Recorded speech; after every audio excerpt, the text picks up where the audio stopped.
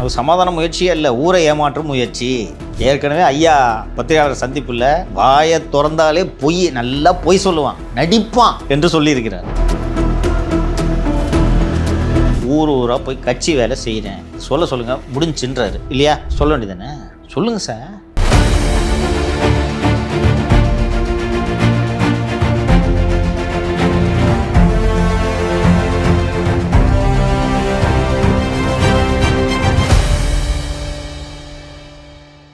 Sir, தொடர்ந்து வந்து பிஎம்கேல ஒரு உட்கட்சி பூசல் போயிட்டே இருந்தது, அப்பாவுக்கும் மகனுக்குமானது.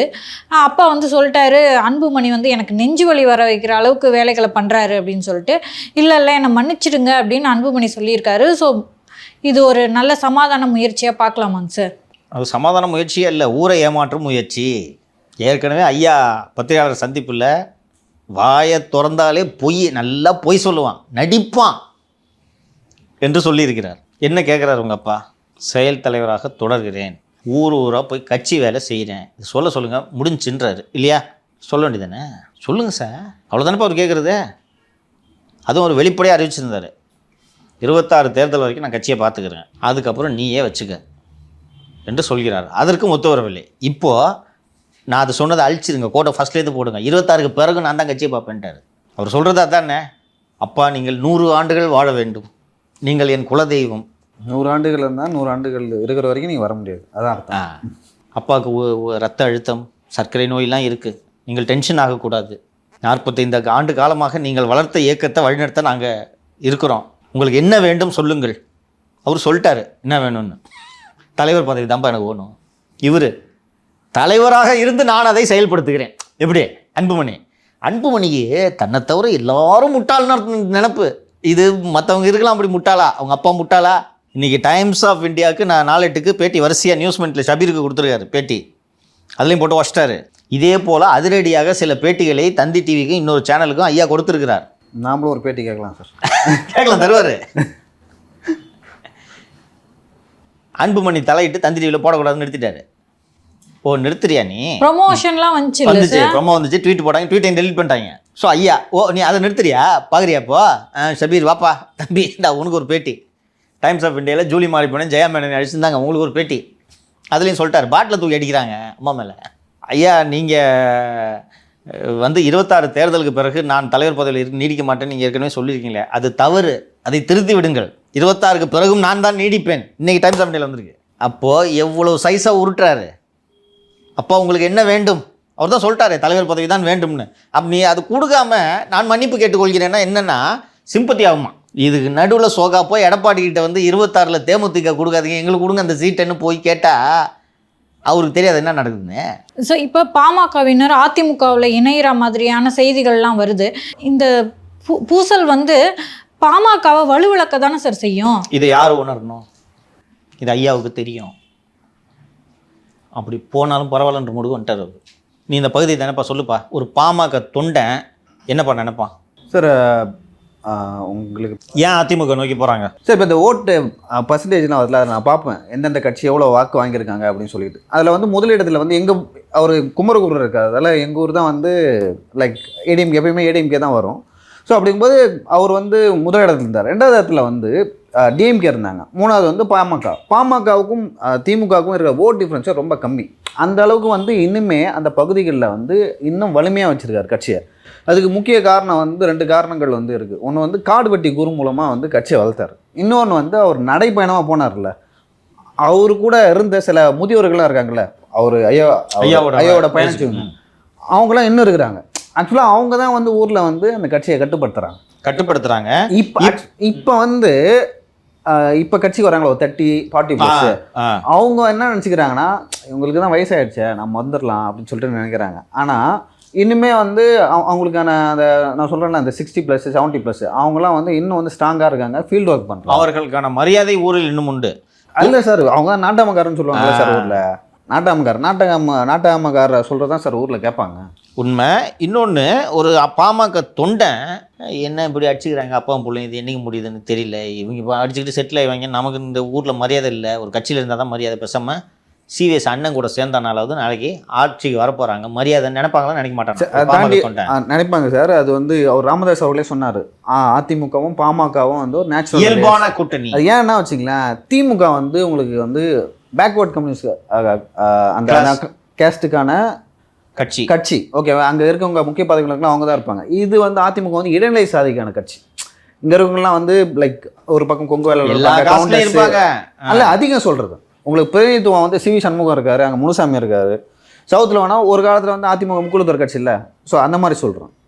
ஸோ அதனால தான் இயல்பான கூட்டணின்னு சொல்கிறோம். அதனால தான் வந்து அங்கே போகிற திமுகவுக்கு போகாமல் அதிமுகவுக்கு போகிறதுக்கு காரணம் தான். இது ராமதாஸ் ஐயா அவர்களுக்கு நன்றாக தெரியும். இது இப்படி தான் நடக்கும். தொண்டை எப்படி பிஹேவ் பண்ணுன்றதுலாம் ஐயாவுக்கு தெரியும். அவர் உருவாக்கின கட்சி இல்லை, நல்லா தெரியும் இப்படி தான் ஒன்று. அப்படி ஆனாலும் பரவாயில்ல, இப்படி போய் பக்கத்து கட்சியில் போய் சேர்றது வந்து உனக்கு பிரச்சனை இல்லை. ஆனால் நீ தலைவர் பதவி விட்டு கொடுக்க மாட்டேன், நான் விட்டு கொடுக்கணுமா? கட்சியே போனாலும் போயிட்டு போகுது, உனக்கு கட்சியை விட மாட்டேன், அவ்வளோதான். அதான் இன்றைக்கி ஐயாவோட முடிவு. பாமகன்ற கட்சி இல்லாமையே போனாலும் போட்டோம், நான் உருவாக்கின கட்சி தானே, நானே கழிச்சிட்டு போகிறேன். ஆனால் இதை தூக்கிட்டு போய் நீ உன் மனைவி உன்னோட 3 மகள்கள் வந்து இதை வச்சுக்கிட்டு நீங்கள் சந்தோஷமாக இருக்கலாம், இதை வச்சுட்டு வியாபாரம் பண்ணலான்னு நீங்கள் நினச்சிங்கன்னா நான் அதுக்கு அனுமதிக்க மாட்டேன்ட்டு. அடுத்தது நீ எவ்வளோ துட்டு வாங்கினது தான் அடுத்த ப்ரெஸ் மீட்டில் ஐயா சொல்ல போகிறாரு. இவ்வளோ ஐயா நான் மன்னிப்பு கேட்டுக்கிறேன்லாம் சொல்கிறீங்க. அவர் பாமக பாலுவோ ஒரு காரணத்தோடு ஐயா நீக்கிறாரு. திருப்பி பாலுக்கு பதவி கொடுக்குறீங்க. பாலு ஒரு காரணத்தோடு தான் நீக்கிறாரு. அந்த பொதுச் செயலாளர் வடிவேல் ராவனை அவரை அழைச்சி வந்து கூட வந்து ஐயா ஃபஸ்ட்டு முதல் முறை நேர்காணல் கொடுத்தப்போ பத்திரிகையாளர் சந்தித்தப்போ வடிவேல் ராவனா கூட இருக்கார். ஐயா நான் உங்கள் கூட இருக்கேன்னு சொன்னோன்னா கூட்டும் போய் ஏதோ ஒரு அக்காடு ஹோட்டலில் ஏதோ ஒரு ஹோட்டல் சொன்னாங்க. கூட்டம் வந்து வச்சு ஃபுல்லாக அவருக்கு சரக்கு வாங்கி கொடுத்துருக்காங்க. தெரிஞ்சுக்கிட்டு அவர் எந்த ஹோட்டலில் எந்த தண்ணியில் மிதகிறாருன்னு தெரிலன்ட்டு ஒரு ஐயா சொல்லிவிட்டு அவரை நீக்கிறாரு. நீங்கள் வடிவேல் ராவணன் தான் பொதுச் செயலாளர், நான் பதவி கொடுக்குறேன்னு சொல்லிட்டு திருப்பி நீங்கள் வச்சிங்கன்னா எப்படி இது சமாதானமாகும் சொல்லுங்கள்? ஒரு ஷபீருக்கு அளித்த நேர்காணல் தான் நினைக்கிறேன், கோடிட்டு காட்டினான். ஷபீர் நேர்காணல் தான் நினைக்கிறேன். இங்கே எனக்கு தெரிஞ்ச ஒருத்தர், அவருக்கு ஜாதகத்தெல்லாம் நம்பிக்கை இருக்குது. அங்கே போய் திரு அன்புமணி மற்றும் அவரது மனைவி ஆகிய 2 பேரும் போய் ஏன் ஜாதகத்தை காமிச்சு கேட்டிருக்காங்க அப்படின்னு சொல்லிட்டு, இது மாதிரி ஜாதகத்தை நீங்கள் பார்க்கவே முடியாது, இது வந்து ஒரு வித்தியாசமான ஜாதகம்னு அவங்க சொன்னாங்க அப்படின்னு சொல்லிட்டார். அதில் சொல்லாமல் விட்ட பொருள் உண்டு. ஐயா வெளிப்படையாக சொல்லாமல் விட்ட பொருள் உண்டு. அவர் ஏன் ஜாதகத்தை கொண்டு போய் அங்கே கொடுக்குறாங்க அப்படின்னு சொல்கிறாருன்னா, ஒரு பெரியாரை பின்பற்றக்கூடிய மருத்துவர் ஐயா அவர்கள் இந்த ஜோசியம் பார்த்த விஷயத்தை நேர்காணலில் ஏன் பதிவு பண்ணுறாருன்றத யோசித்து பார்த்தீங்கன்னா புரியும் உங்களுக்கு. இப்போ எப்படி விடுவார்? அதாங்க சார், இப்போ திரு அன்புமணி அவர்களுக்கு லீடர்ஷிப் குவாலிட்டி இல்லை, அம்மாவை வந்து டைம்ஸ் ஆஃப் இந்தியா பேட்டிலையும் சொல்லியிருக்காரு, பாட்டிலால் அடிக்கிறாரு, இப்படி அவர் வந்து எல்லாத்தையும் சொல்வதற்கு தயாராகிட்டாரு நம்மளால புரிஞ்சுக்க முடியுது. அதாவது எந்த எல்லைக்கும் போகிறதுக்கு தயாராகிட்டாரு நம்மளால புரிஞ்சுக்க முடியுது. இப்போ வந்து திரு அன்புமணி அவர்கள் விட்டு கொடுக்கல, நீங்கள் சொன்ன மாதிரி பணம் வாங்குற விஷயங்கள் எல்லாத்தையும் அவர் சொல்கிறாருன்னு வைங்களேன். இவ்வளோ நாள் காசிப்பாக சுற்றிக்கிட்டு இருந்தது எல்லாமே உண்மை அப்படின்ற ஒரு விஷயம் வெளியாக போகுது. ஸோ இது வந்து திரு அன்புமணி அவர்களுக்கு தான் பின்னடைவு. ஆனால் அன்புமணி வயசாயிடுச்சு, 85 வயசாயிடுச்சு, என்ன நம்மகிட்ட போய் ஜெயிக்க முடியுமா? பூரா நிர்வாகி பூரா நம்மகிட்ட இருக்கான், இவர் என்ன பண்ணுவார் இவர் என்று நினைக்கிறார். இது சார் ஜஸ்ட் அப்பா மகனுக்கான பிரச்சனை கிடையாது, மக்கள் எல்லாருமே கவனிச்சுக்கிட்டு இருக்காங்கன்றத மறந்துடுறாரு திரு அன்புமணி அவர்கள் உணரவில்லை என்று தான் நாம் இதிலிருந்து புரிந்து கொள்ளலாம். திருமாவளவனே கடலில் கருத்து கேட்டாங்க, அவரே சொல்லலை.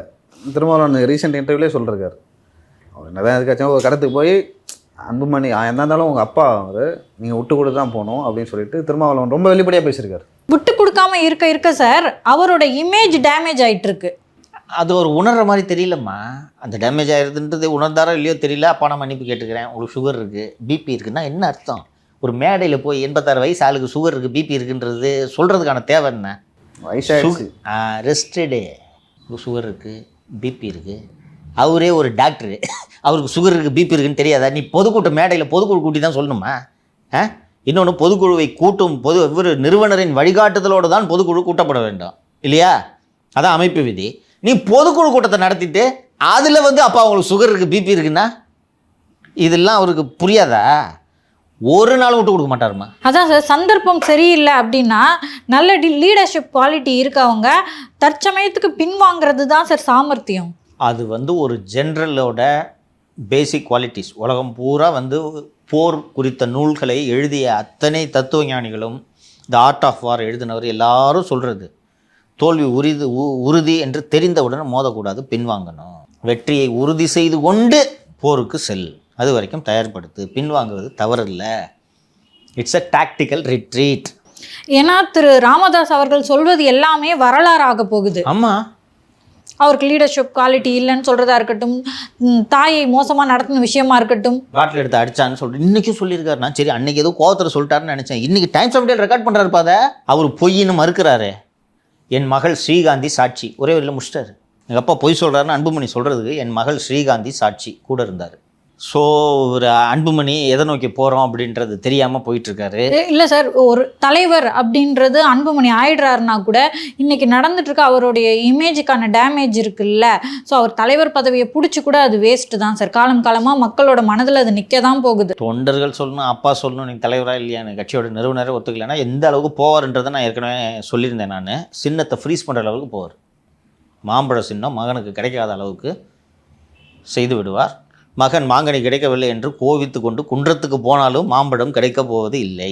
அதை நோக்கி போவார், விடமாட்டார். அவரோட புடிவாதான் ஊரன் எல்லாருக்கும் தெரியும். ஆரம்பத்துலேருந்து அவர் பார்த்துருக்கோன்னு சொன்னாங்க. எந்த இலையும் போவார். எந்த விஷயத்த சொல்லியம்மா மகனுக்கு தலைமை பண்பு இல்லை, அம்மா மேலே பாட்டில் தூக்கி அடிக்கிறான்றது வரைக்கும், தனி பாட்டில் தூக்கி அடிக்கிறான்றது வரைக்கும் சொல்லிட்டார். இதை விட வேறு என்ன சொல்லணும்? அப்போ எந்த இலைக்கு போவார் அவர்? இது ஒரு தந்தை, இது குடும்பத்துக்குள்ளே நடக்கிறது. கோவத்தில் ஏதாவது ஒரு வார்த்தைகளை தவற விடுறது, இது சாப்பாடு தட்டி விடுறது, இதெல்லாம் நடக்கும் சில நேரத்தில். இதை வெளியில் சொல்லிக்க மாட்டாங்க. அதுவும் தலைவராக இருக்கிற ஒரு நபர் இப்படி செய்கிறார் என்பதை நார்மலாக சொல்ல மாட்டாங்க. முத நாள் சொல்லியதோடு இல்லாமல் இன்றைக்கி டைம்ஸ் ஆஃப் இந்தியா பேட்டிலையும் சொல்கிறாருன்னா அன்புமணி புரிந்து கொள்ள வேண்டும். இல்லைன்னா பாட்டாளி மக்கள் கட்சி என்ற கட்சியே இருக்காது. அதனால் அவருடைய தலையெழுத்து மட்டும் அல்லாமல் தமிழகத்தின் தலையெழுத்தும் சேர்ந்து மாறும் என்பதை அன்புமணி புரிந்து கொள்ள வேண்டும். ஆசைப்படலாம், பேராசைப்படக்கூடாது. அன்புமணி படுவது பேராசை. சொன்னார் பார்த்தீங்களா ஐயா, எல்லாமே அணிக்க வேணுன்றான். இதுதான் அவரோட சிக்கல்.